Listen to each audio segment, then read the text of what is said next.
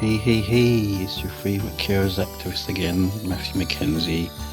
Um, Raising awareness and giving information, tips, and advice regarding unpaid carers. Now, this time, I'm talking about involving families and carers, and we use that word interchangeably when it comes to hospital.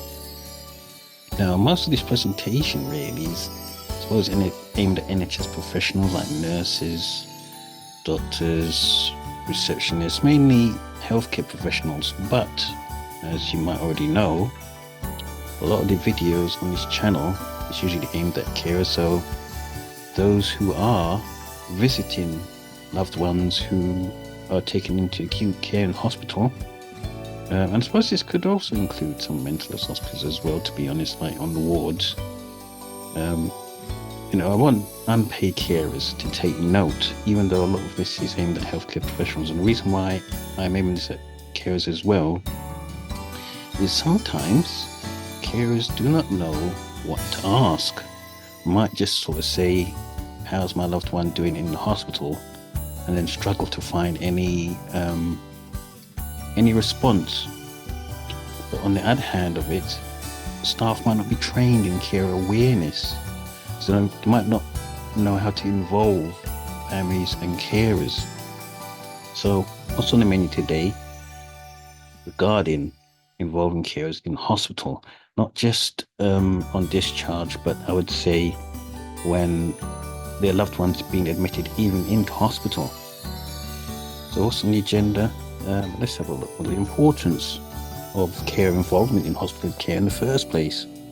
And that's not to say that the family and care are to help treat the patient in hospital. No, that's not the experience. But when it comes to information and sharing decisions, the benefits of family engagement in healthcare in the hospital setting, we'll look at enhancing communication through that care involvement. So let's just say that, all right, we've already established what we want to know about the patient from the carer's perspective. How can it be enhanced? Including that shared decision making with carers or families in hospital care. The impact of when you do this, so the impact of care and family involvement regarding their loved one's recovery. Educating carers for better healthcare outcomes. This one's actually quite critical. I actually do a lot of involvement in hospitals.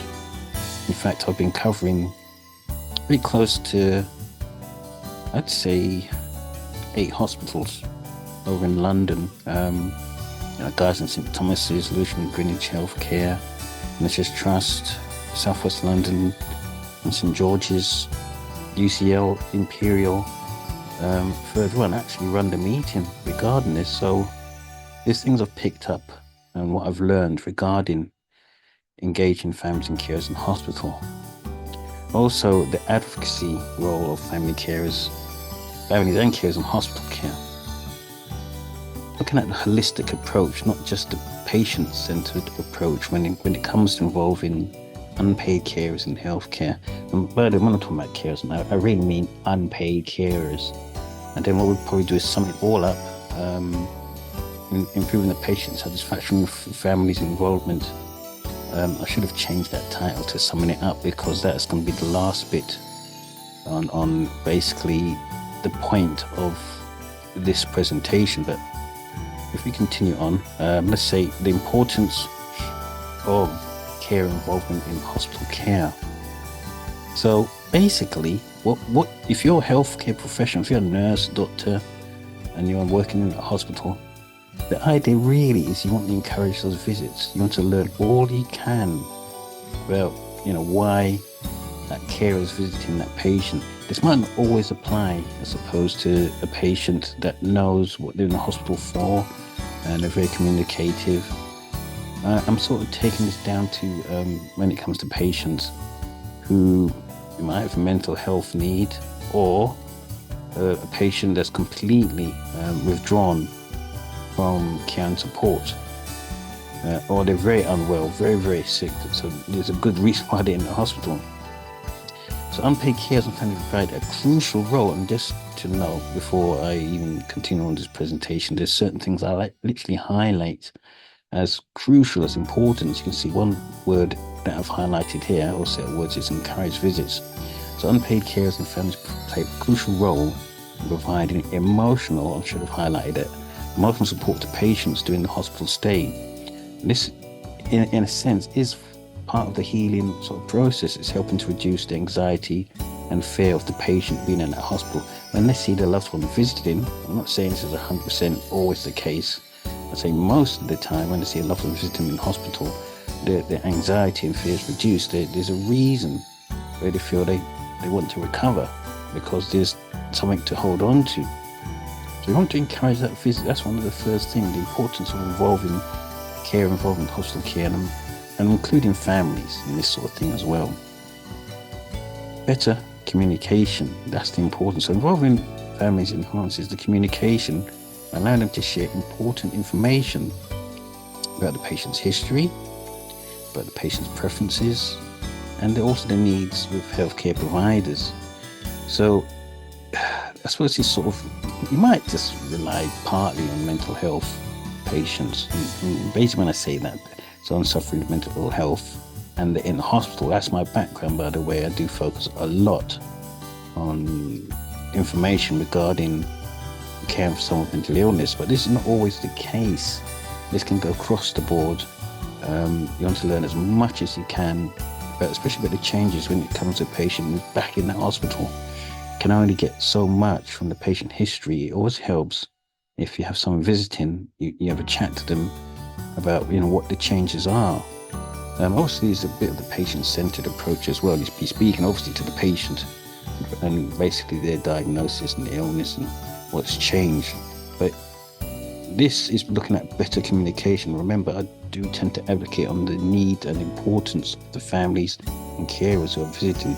We want to encourage visits. We want to learn as much as we can about that patient, because you cannot have that patient in the hospital forever. That has to be freed up at some point. So what are the benefits of family engagement in healthcare? So basically the first thing is emotional support. Families provide crucial emotional support to patients, and I've mentioned this: reducing anxiety and fear in hospital stays, enhanced communication. It motivates the patient to recover better with family support. And then one thing I should mention earlier is that advocacy. Families and carers can act as advocates, ensuring the patient's voice is heard and help navigate complex medical systems. Obviously, it's not always the case.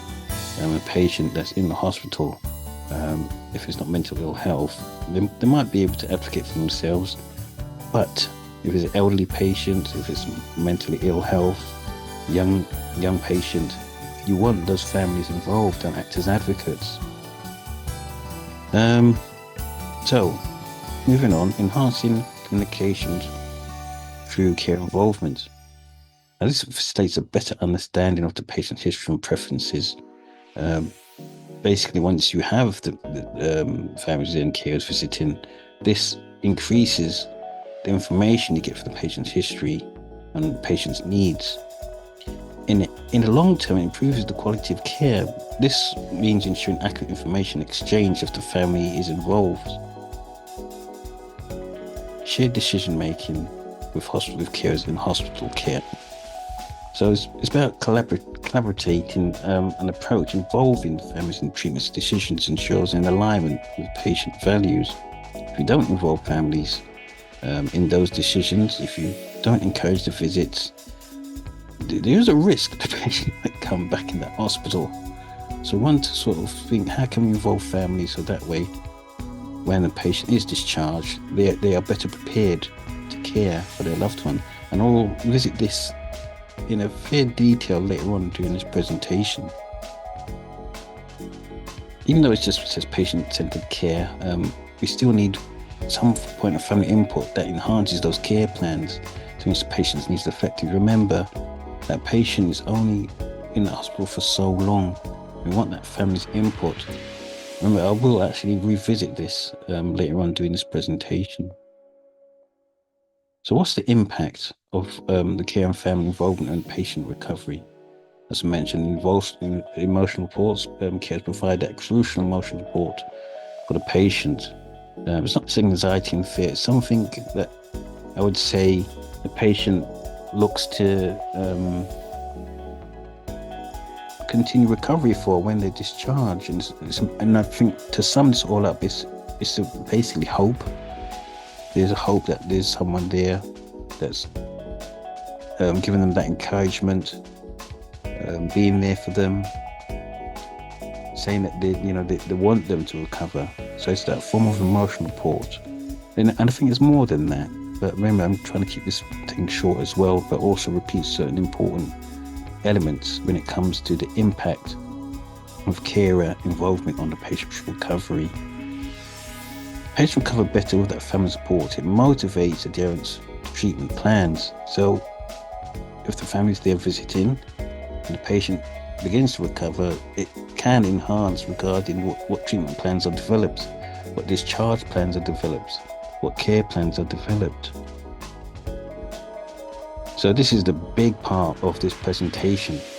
Remember, not only do I run that meeting regarding hospitals' engagement with families and carers, I actually tend to go in the hospitals and run what we call a carer stall. So I'm giving out information to those who recognize that they're carers, or those who don't recognize they're carers. When they come to my carer stall, it basically says information regarding what you should know if you're about to care for a loved one's going to be discharged into your care. That makes you a carer, especially if it's a long-term illness. But this is not the be-all and end-all. What should NHS trusts tell a family who may end up providing unpaid care to someone that's going to be discharged into their care? First thing, obviously, it's all about information. It's providing information about what is the patient's condition, not just whether it's recovery in a hospital ward, but what is the diagnosis, and explain that clearly to the family and carer visiting.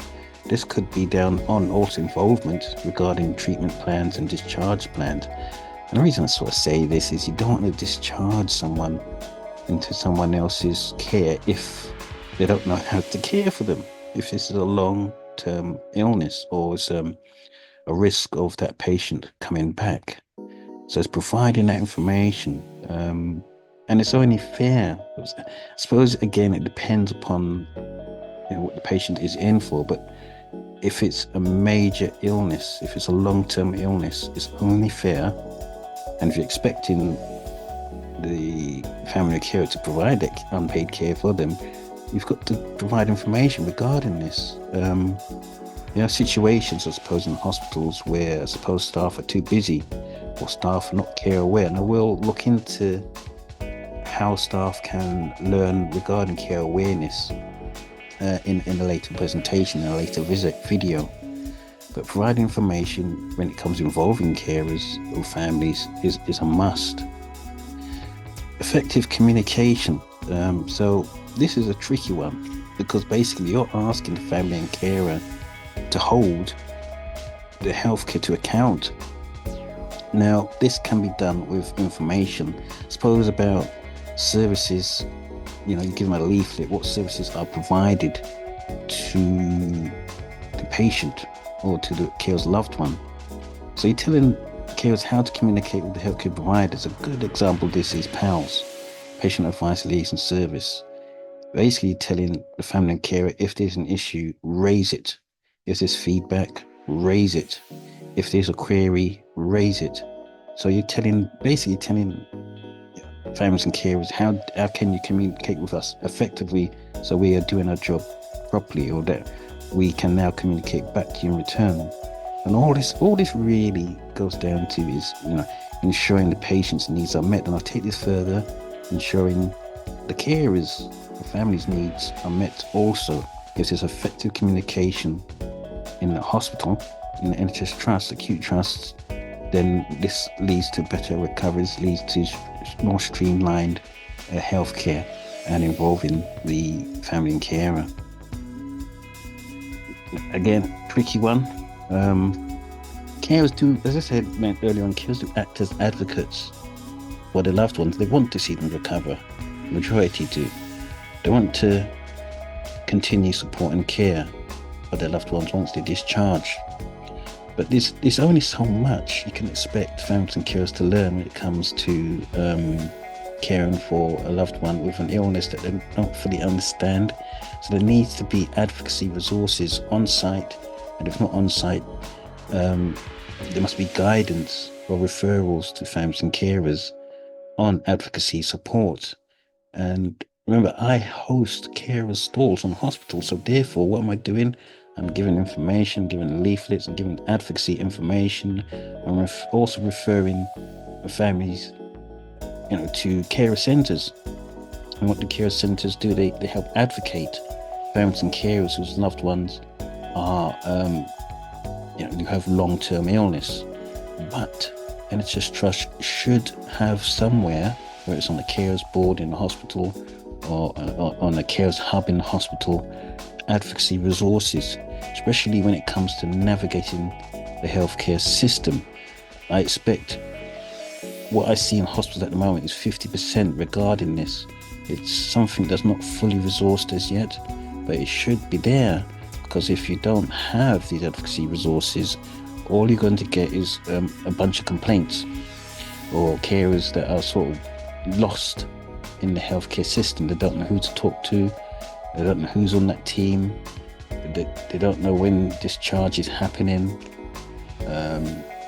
Basically, you'll have family carers lost in the healthcare system. So there must be advocacy resources on site. If it's not on site, it must be referred to.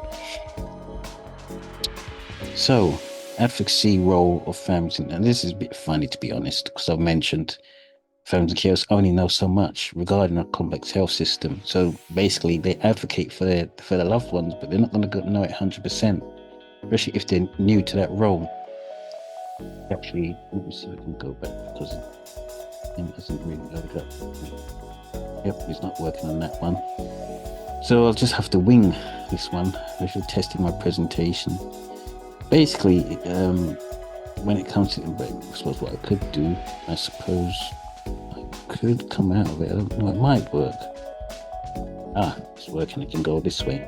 So, advocacy roles of families and carers in hospital care. As mentioned, luckily, I work in IT, so I've got a technical background. I can cheat. So I've come out of the presentation mode and gone into edit mode. And basically, it's just what you can pay attention to is that it's when families and carers visit that hospital ward, most of the time try and learn as much from you as they possibly can. But they'll also be there as advocates. They'll also relay back information on something the patient might have said to them or something that they've noticed. They know their loved ones best. I'm not saying that they're healthcare professionals like yourselves, and they're not expected to be, but they play that crucial role in advocating for their loved ones within the healthcare system. They also ensure the patient's voice is heard and respected when it comes to medical decision making. You might, I suppose, come across times when a carer will put their foot down and say, no, I don't really agree with that medical decision. You might want to explore why. Tricky, but it's also important to take note of why that family member or the carer is, comes to that decision. I'm not saying it's going to be 100% right, but remember, they want their loved one's voice heard, and there might be good reason behind it. Also, families, as mentioned, family carers act as strong advocates. They help their loved ones navigate complex medical systems. This is especially true when it comes to mental health patients, and they want to ensure the best care for their loved ones. I'm going to try and go back into presentation mode. Hopefully this thing won't mess me around. So, holistic approach. This one is probably the most difficult of all. And why is it so difficult? Well, just because loved ones are visiting their families and carers are visiting their loved ones in hospital. Sometimes the hospital healthcare can be so patient-centered that it tends to address the emotional and physical needs for the patient. But we need to consider not just the patient, but the family. So it's a weird one, this one. When a patient arrives in the hospital, we think we just need to fix or help the patient recover. But if you look at a comprehensive healing environment, as soon as that family and carer come in, they are in the distress as well. Notice the picture I've put there. You don't usually see families and carers coming in looking very happy. They're a lot worried about their loved ones, and they're probably worried about themselves. So the key was, holistic care approach. How can we address the emotional needs of both the patients and families in a comprehensive healing environment? Not sure what's happening, so I have to go back into edit mode again. So I've missed a few other things. This one is even more important, actually. Care involvement, providing support systems that involve families in the decision-making process for better healthcare outcomes. This is basically another presentation, really, and I've put down identification of carer. When it comes to care involvement, we're not always too certain who's going to be the carer, but it's so important that we identify them as a carer, note that down, does it go into the patient database somewhere in that hospital, and whether they're referred to carer support and information. This is, and I can tell this doesn't always happen, but it's something that's so important. It's a part of the holistic care approach.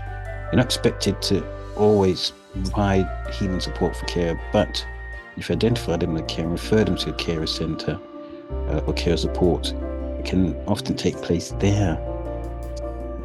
Let me see if there's something I don't know if it's going to work, to be honest. I'll try, but no, I have to go back to edit mode. So basically, improving patient satisfaction through family involvement, right? So obviously, we know that the carer involvement plays essential emotional support for patients during the hospital stay, and beyond that. That's why we want the families and carers to visit, because there's increased recovery rates. It also helps yourself, if you're a healthcare provider, to enhance better communication. So involving families leads to better communication, ensuring that patients' voice is heard, ensuring their needs are effectively conveyed. It's also about shared decision making. We want to increase that shared decision making with families and foster collaborative approach to care and aligning the treatment of patient values, not just when the patient's in the hospital. Remember, they don't be discharged back to families and carers. Involving families through the shared decision making regarding their loved ones. Patients recover better with family support as loved ones. There's a motivation and adherence to treatment plans. And as noted, and sometimes I will repeat certain things, the carers play an advocate role, a crucial role in advocating for their loved ones, especially when the healthcare systems are very complex and as it is. But it's not 100%. There needs to be advocacy resources aimed at families and carers who visit, because they're not going to know everything, but we know that's how they act. So let's sum this all up. This sort of behaves. Don't know if you will do. Let's try. So let's try and sum this one up. So this looks like it's behaving itself. So basically, the idea is to establish clear communication channels between healthcare providers, NHS trusts, basically, and families or carers, as I put that.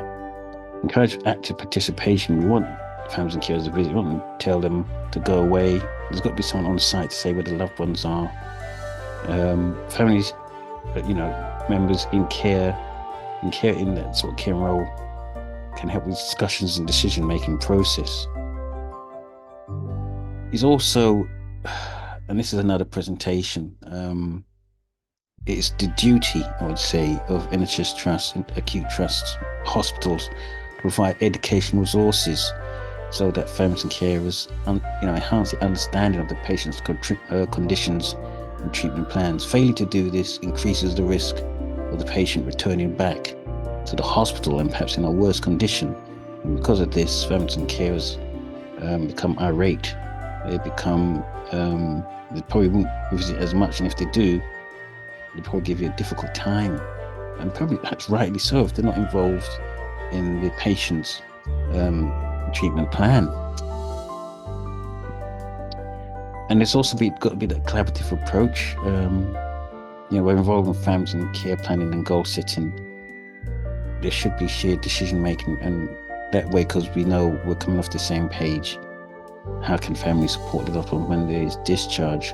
And also keep an eye out that it's not just a patient-centered approach. We're not assuming the carer is 100% well in themselves. There's got to be a little bit of time and energy spent to engaging with family carers on their emotional and supportive needs as well. Or I could say their needs. It's not going to be 100% that you're going to do this, but something you need to look out for, ask questions about whether they're okay, provide those educational resources, and help them in regards to their sort of emotional recovery.